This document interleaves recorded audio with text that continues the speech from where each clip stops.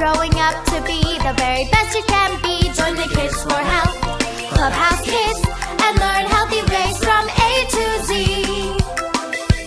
Learn to have a healthier body and a cleaner world too. Don't forget your mini manners. Hey, Kids for Health brings it all to you. Kids for Health, Kids for Health. You'll see what we're talking about. You can be a shining star. Wow, you'll go far. Learn to have a healthier body and a cleaner world too. Don't forget your mini manners. Hey, Kids for Health brings it all to you, to you, to you. Presenting More Than Talk and the Love Dub Show. Communication is an exchange of information. It is important to have good communication skills because communication takes place all around you.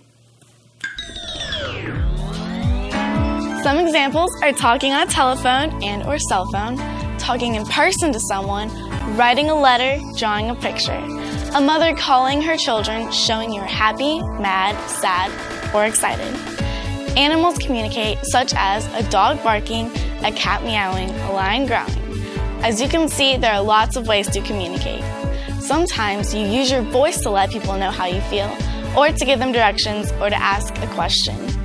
When you communicate with your voice, you are using a verbal form of communication. Watch this verbal communication. I love you. I love you. Class, I'm so proud of the way you behaved in the cafeteria today. Class, now it's your turn to use verbal communication. Look at me and say you're awesome. Thanks, you're awesome too. Great verbal communication.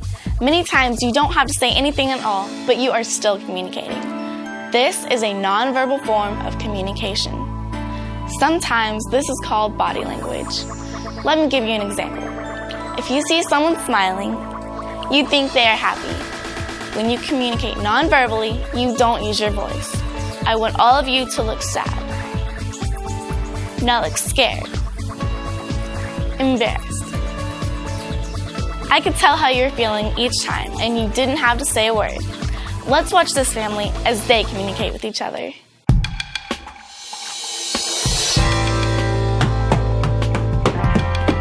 Come on, let's go. It's time for school. John! John! John, where are you? I'm coming. I was in such a big hurry. I wouldn't be in such a hurry if you would just come upstairs the first time I call you. Besides, you slow everyone else in the family down, and you cause us all to have stressful, upset feelings. Come on. Come on, kids. The bus is here. Let's go. John, you've missed the bus. Now what are we going to do? I don't know. Well, I do. You're going to have to walk to school. These kids are having fun, but if everyone's talking at the same time, do you think anyone really knows what's being said? These balls represent what's being said. Sometimes you get the message, and sometimes you don't. When talking to someone, you should use the same rules you would when crossing the street. Stop, look, and listen. These kids need to work on some good verbal communication skills. This can be hard when a lot of things are going on around you. Whenever you practice stopping, looking, and listening, you are the winner. That way, you won't miss something important that's being said to you.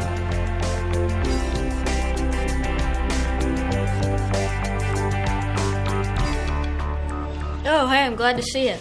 We've got to write the names of all the states on this map. Just thinking about having to spell those names has me really stressed out. I don't want to work on that old map. I don't feel like working on it today. John, I need to talk to you for a minute.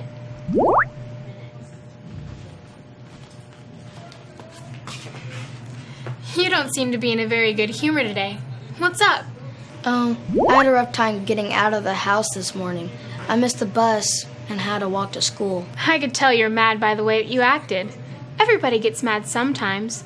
When you're mad, you need to stop and think about how you're feeling.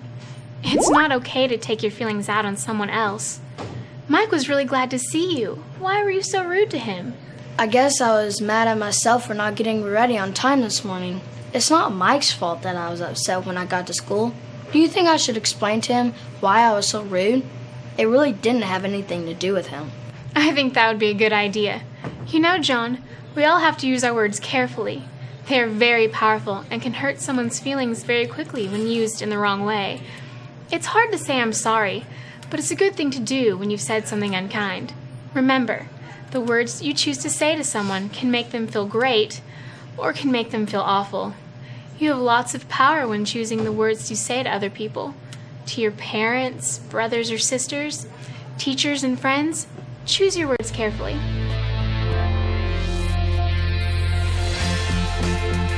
John.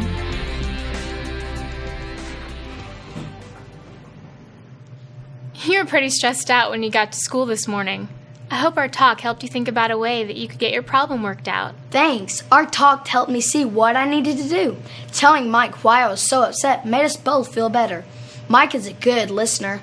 John, one more thing. I bet you're going to tell me that I need to talk to my mom about mornings at my house. You're right. Talking about problems helps you get them worked out, and it helps you handle those stressful feelings. Talking to Mike really helped us work things out. I'll give it a try when I get home. Mr. Geography's my history teacher. He's in charge of the communications fair. He said we can learn some really neat stuff. Let's try it. I'm sure you're all aware that... I'm sure you're all aware that...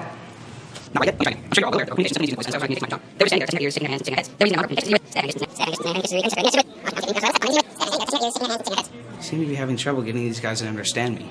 I got one more trick up my sleeve.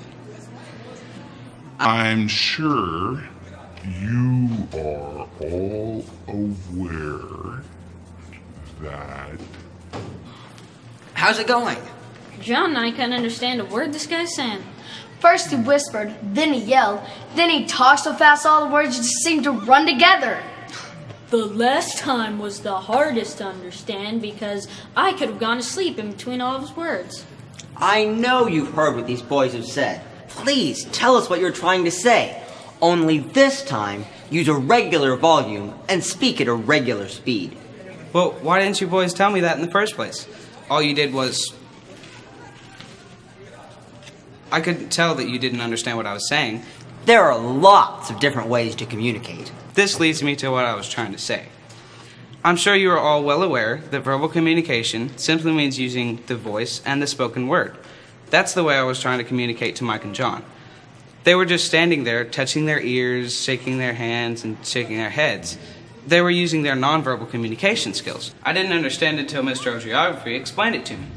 You now know that you can communicate ways that you feel without ever saying a word. Thanks, Mr. Riddler. Bye, see you.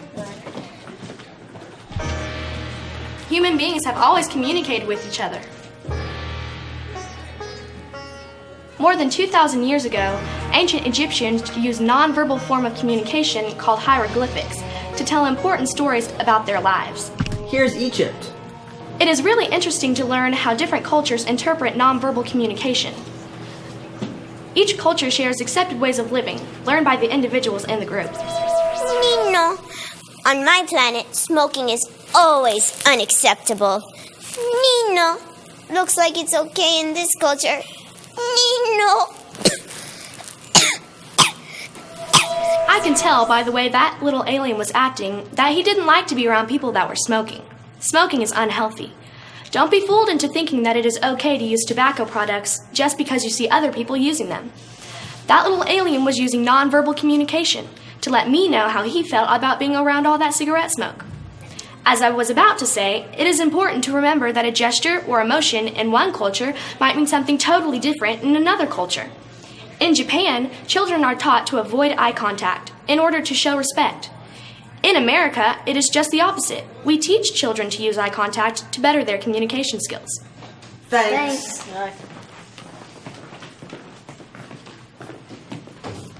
What is that? That is called graffiti. It's when someone writes on property. This is a way of expressing yourself that is not acceptable. When someone damages property in this way, it's considered vandalism, and it's against the law. Not only is it against the law, it also makes the school look very bad.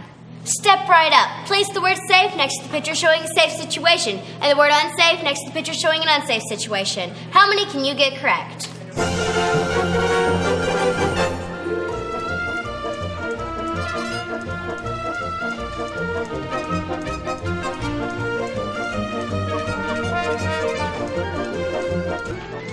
I guess we finally got them in all the right places. Match number 1 is correct. This is an unsafe situation. Bullies are not safe to be around, and they do not show respect for others. A bully might try to take your pencil or call you a mean name. If somebody bullies you, you should tell a teacher, parent, school counselor, or another trusted adult about what happened. Match number 2 is correct.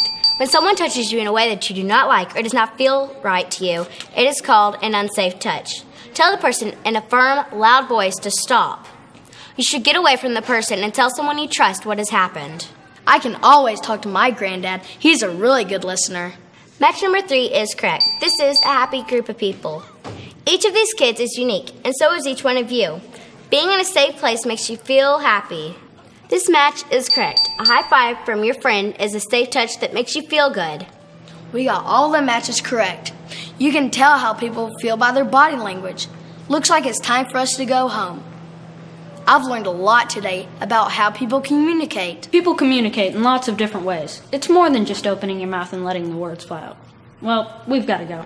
See ya. Mom, what are you doing? I'm trying to learn to be a mind reader. Is that your new job? No, I'm just trying to figure out what's going on in your mind. You haven't been talking to me much lately, and after our fiasco this morning getting to school, I decided that I needed to take some drastic measures. I think we do need to talk. Sometimes I don't know how you feel. You look unhappy, but you tell me that you are fine. I don't know what to believe. Nonverbal cues can sometimes speak louder than words. Yes, I can see how confusing that is. I guess all of us do that sometimes. You are right. That's why I put on my mind-reading outfit today. I thought looking into a crystal ball would help me understand how you were feeling. I was wrong. We need to practice saying how we feel. And listening when someone is talking to us. Listening means to pay attention when someone is talking.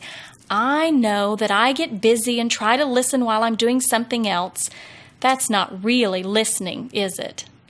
Everybody does that sometimes, but we need to remember to ask questions like, do you mean, and are you saying? So we can be sure that we understand what the other person is saying to us. Mom, can you change your clothes? I think Mike is going to come by in a little while. What's this movie about? This guy answered the phone, but he didn't write the message down. Not good. Remember the day that Dad called to tell me he would be late for supper?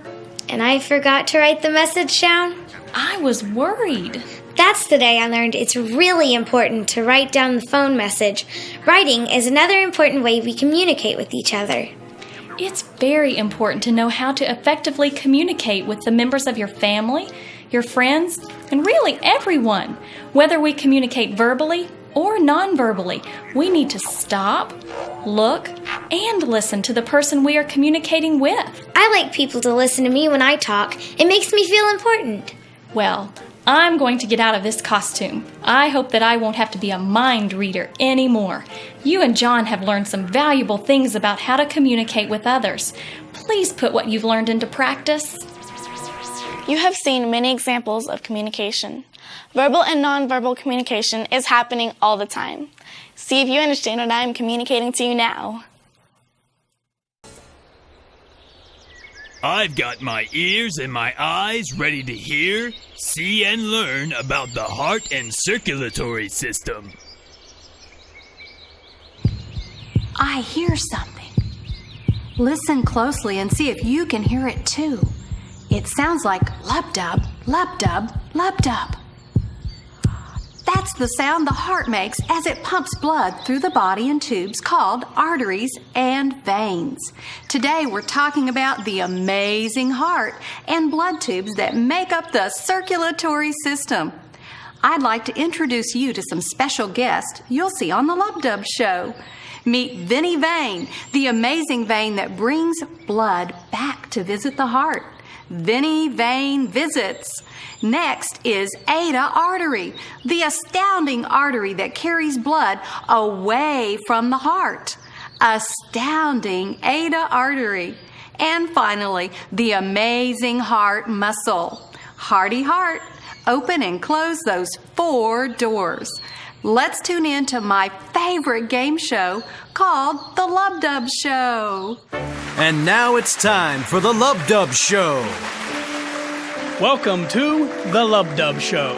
Join us, boys and girls, as we help our student contestant reveal who's who of the circulatory system. Let's see if she can shed some light on the names and jobs of the different parts of this amazing blood-pumping system. Everyone give a round of applause for Susie Q Question. Well, Susie Q, let's meet the 3 circulatory contestants. Contestant number 1, would you say hello to Susie Q? Hello, Susie Q. Let's hear from contestant number 2.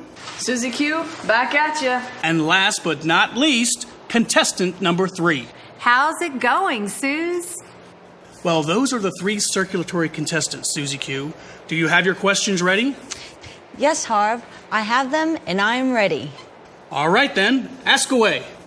Contestant number 1, where exactly do you live inside the body? I live throughout your body. How about you, contestant number 2? Where do you live in the body? Like my friend contestant number 1, I also live all through the body. That's interesting. What about you, contestant number 3?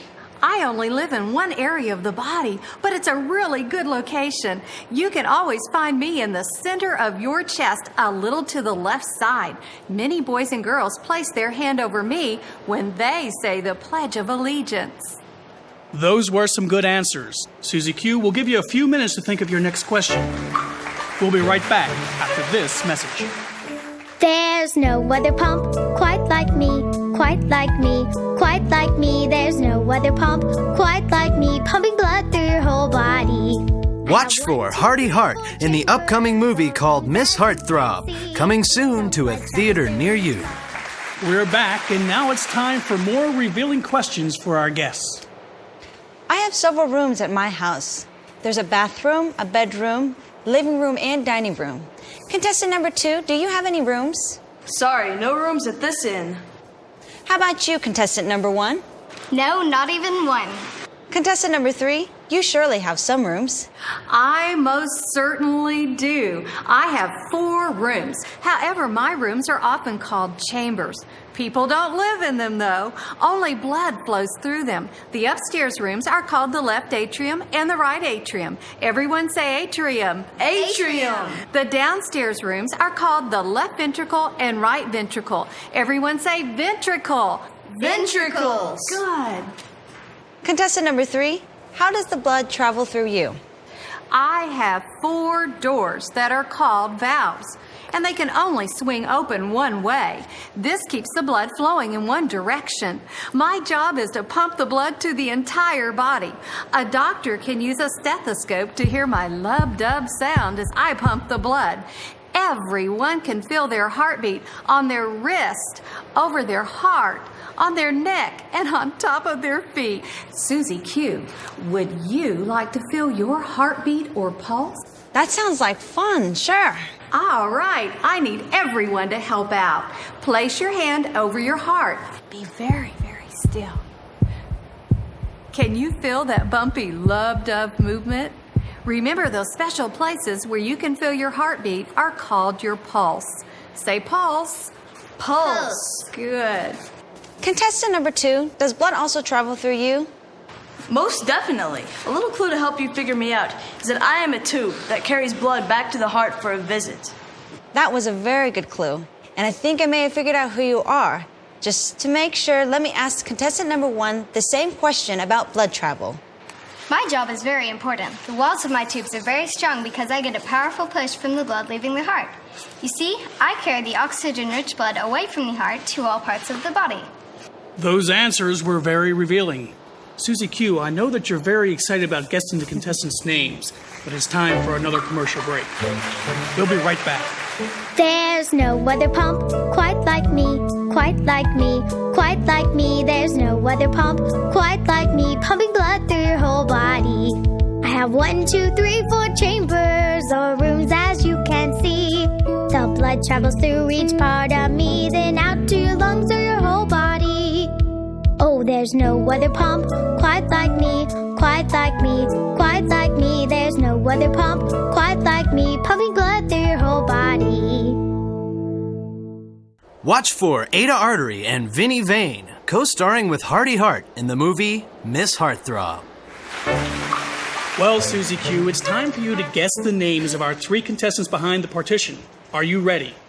Oh, yes. And all the contestants gave such wonderful answers. And I think I know who each one is, and I learned about the importance of each place in the circulatory system. Susie Q, if you answer my final question correctly, you will get to view a human artery and vein.